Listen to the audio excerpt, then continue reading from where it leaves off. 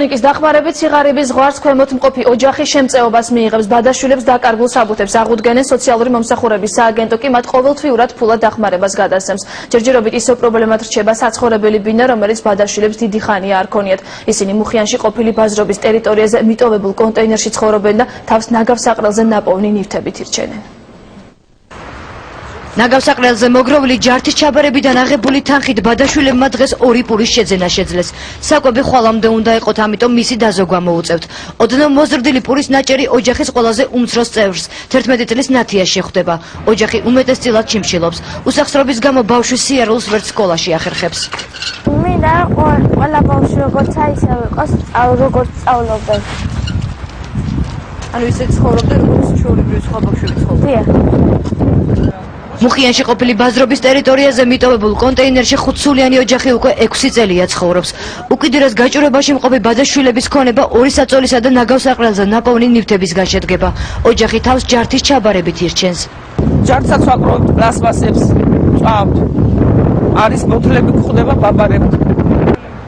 უკიდურესად გაჭირვებულ ოჯახს საკუთარი სახლი არასდროს ჰქონია. ჯემალ ბადაშვილი სატვირთო მანქანის მძღოლად მუშაობდა და ოჯახის შენახვას და ქირის გადახდას ახერხებდა. სამსახური 7 წლის წინ მაშინ დაკარგა, როდესაც სახლში ხანძარი გაჩნდა და მისი ყველა საბუთი დაიწვა. მას შემდეგ ჯემალ ბადაშვილი პირადობის დამადასტურებელი და მართვის მოწმობის აღებას უშედეგო ცდილობს. Armazlığını masrafıyor. Ahal mokalakıyor. Თქვენი მონაცემი არ არის.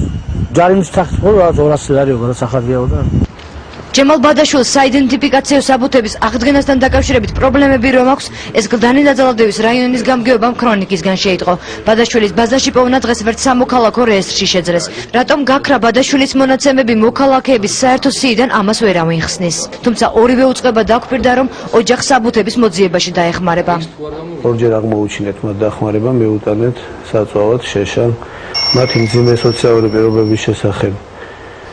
ჩვენთვის ცნობილი გახდა, მივეხმარებით ყველანაირად ყველა დოკუმენტის აღდგენაში. არიძებნება დოკუმენტები, რომლებიც დაადასტურებს კანონის დადგენილ ვადის განმავლობაში მის ცხოვრებას საქართველოს ტერიტორიაზე.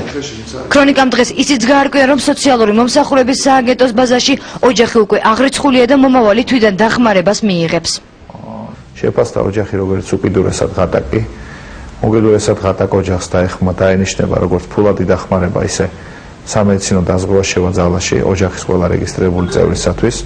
შიმშილის ზღვარზე და დახმარების მოლოდინში მყოფი პატარა ნაცია ახლა წერილს მიხეილ სააკაშვილისთვის წერს. იმ იმედით, რომ როდესმე საკუთარი სახლი ექნება და სხვა ბავშვებივით ცხოვრებას შეძლებს.